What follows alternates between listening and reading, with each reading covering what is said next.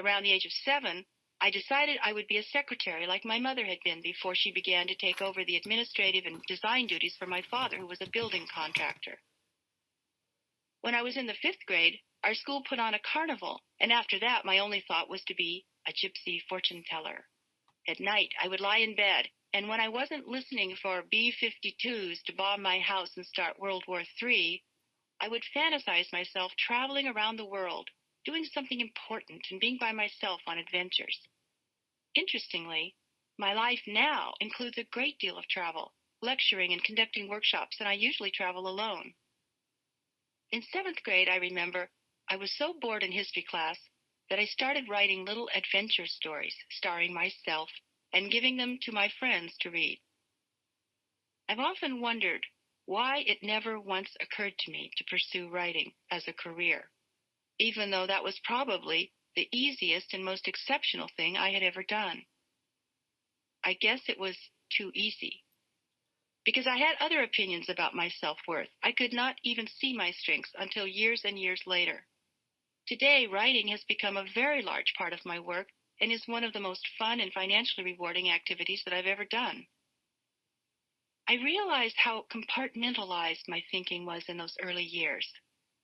How odd it was to have decided that I wanted to be an artist, and at the same time had two self-defeating negative beliefs. The first belief was that artists don't make money. The second was that I probably would never be good enough to be a professional artist. How odd to have decided that art was what I naturally resonated with, and yet never, ever to have considered going to art school. By the age of 19, apparently I had made an internal assumption, without knowing why or how, that I was somehow not destined to be successful. The possibility that an artist could grow and develop, that one might persevere and become successful over time, even late in life, never occurred to me. I never gave myself permission to make mistakes or explore possibilities. Somehow, looking back, I think I must have believed that one had to emerge from being a teenager complete, perfect, with one's talent fully formed, so that one dominated one's chosen field, was better than anyone else, unique and sought after by people just because one was so absolutely special. If you weren't that, forget it. You were out of the running. Better be a secretary because the rest of it would never happen. I married at the age of 20. My husband and I were both students at the Berkeley campus of the University of California, and I had just discovered psychology. While I was fascinated with the field, the required college psychology course involving statistics was incomprehensible to me. At that moment, I took my first art history class and was introduced to the subtleties of Renaissance symbolism. For that, I am eternally grateful. It was in my study of early Netherlandish art that I began to awaken to the excitement of discovering a deeper level of meaning beyond the literal. Medieval and Renaissance painters routinely embedded all kinds of symbols, such as oranges to indicate wealth, or slippers and small dogs to indicate marital fidelity, in these deliciously mysterious and beautifully composed interior scenes of sacred and profane life. Art and beauty often rescued me from melancholy. The power of symbols as messages became a deeply planted seed in my soul. In 1963, I graduated in art history from UC Berkeley in the midst of the free speech movement and the social upheaval of the times. The import of what was happening hardly made a dent on me because I was basically introverted, lonely, and depressed. Since I had grown up in an unsophisticated and culturally deprived environment, I was avid to change my entire self.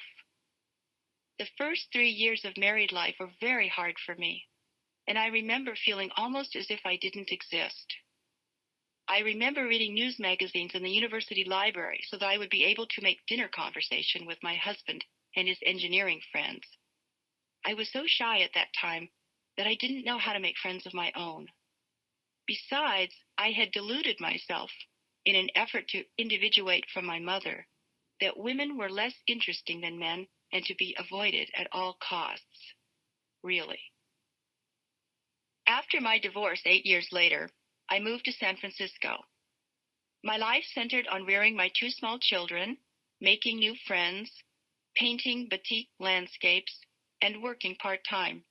I hungrily entered into a bohemian lifestyle. The most important event in finding my life's purpose was about to happen in 1974, 2 weeks before my 33rd birthday. For a year and a half, I had been managing a large and very busy catering company. I literally worked day and night. Because I was so rarely home, I often had to leave my children, Sigrid and Gunther, with a babysitter. Leaving them alone so much was not working. They rebelled and were starting to become uncontrollable. In the first week of January, my friend Zenobia Barlow and I decided to visit Santa Fe, New Mexico, for a week's vacation. We were both exhausted from our work. As we drove from the airport in Albuquerque up to Santa Fe, I began to notice something strange. The landscape looked very familiar to me, although I'd never been there before. The surrounding red hills dotted with little green bushes resembled my latest paintings. Had I made this place up? Both of us were enthralled from the moment we arrived in Santa Fe, a not uncommon occurrence with visitors to this area. We began to meet people in the most synchronistic way. Within a week, we were talking about moving there. Even the smell of the fireplace pinon smoke exhilarated me. I was entranced. The long and short of it is that when I returned home to California, following my intuition, I quit my lucrative but demanding job.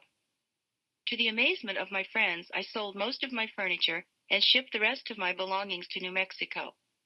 I packed myself and the kids into my old blue Volkswagen Squareback and drove the three of us to Santa Fe.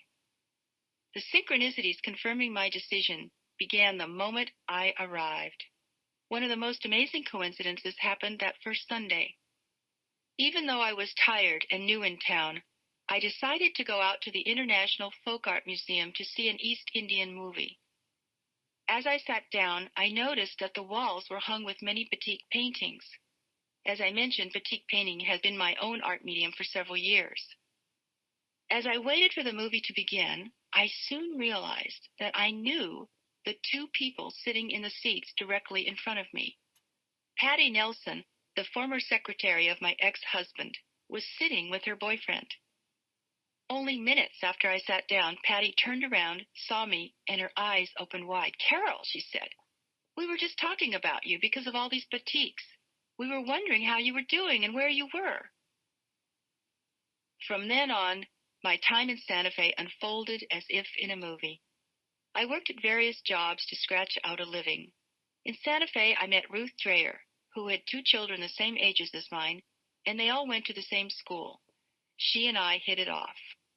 During my initial conversation with Ruth, I casually mentioned that I had been thinking strongly of changing my last name, since I was no longer married. I explained that I had been feeling for some time that I did not want to keep my current name, nor did I want to return to my maiden name. Ruth immediately suggested that the system of numerology could help harmonize a new name with my birth date to ensure an appropriate new path of destiny. She offered to do a chart for me, and I somewhat skeptically agreed. Little did I know that this was one of the most important moments of my life and would put me on the path of my life's work. The moment I laid eyes on the little handwritten chart she had calculated for me, based on my birth name and birth date, something literally clicked in my head. I was entranced by a system that would allow me to understand myself and other people, and perhaps to divine what the purpose of our life was supposed to be. We worked out a couple of names that had occurred to me, and I finally chose Adrienne as my last name. The symbolic potential of this name promised a destiny involving art and a psychological and spiritual orientation, with perhaps the chance to inspire others through public speaking and the media. Even though this path seemed highly unlikely at that time, I liked the idea that it seemed to emphasize art and metaphysics. After that, I was hooked on numerology and what it seemed to reveal about people. I began to study all the books on the subject that I could find and experimented on every person who came into my life. The system proved so accurate that I kept moving deeper into it. It was something I could not let go. As I would learn through my study of personal cycles, I had moved to Santa Fe in a 9 personal year, which meant that I was really completing a cycle rather than starting a new one. However, the influence of the 9 also greatly expanded my spiritual development. I now realized that the purpose for moving to Santa Fe was to meet Ruth and to be introduced to numerology, a major piece of my life path as a teacher and counselor. There's no question in my mind that I was born to use this system and develop practices to help people remember who they really are. The moment that I found numerology, I knew that I was supposed to leave and return to California. I repacked my belongings and we went home. My daughter went to live with her father, and Gunther and I stayed with a friend in Berkeley, while I tried to figure out what I was supposed to do next. The idea of graduate school dominated my thoughts. Finally, I found a transpersonal program at Sonoma State University in Northern California. Miraculously, I was accepted into the program the week before the semester started. Gunther and I moved up to an awful student apartment near the campus. I soon found, however, that no matter how hard I tried, I could not find a part-time job. This lack of flow around how to support myself loomed larger every day. I felt as if I were swimming upstream. Even though the synchronicity of securing a position in the graduate program seemed to indicate this was the right place to be, I was forced to give up and return to Oakland. Once there, I synchronistically met 2 other house seekers, and we immediately found a beautiful, large house near Lake Merritt in Oakland. Within a week, I found a boring receptionist job to pay the rent. Later, I would realize that the obstacles I had faced in Sonoma were evidence that the universe was rearranging the furniture in my life, but I had no inkling of that at the time. A few months went by. I worked at my job, which I didn't like at all, studied numerology, and continued to do a few charts. I did a little sewing on the side to increase my income, and one day, out of the blue, I received a call from my old friend Zenobia Barlow, who was by now living in Petaluma, California. Zenobia and I had been out of contact for over a year when she was traveling around the world with her new husband. She told me over the phone, "I found a very interesting psychology program up here at Sonoma State. It's called archetypal psychology. I want to take this program, and I think you should go too." I explained that I had already made an attempt to go to school there in the other program, but she remained adamant. This program was new, a type of depth psychology based on the work of Swiss psychologist Carl Jung. It turned out to be exactly what I had been seeking, with its emphasis on symbolism and core collective forces within the human psyche. The time had come to put in the next piece of my puzzle.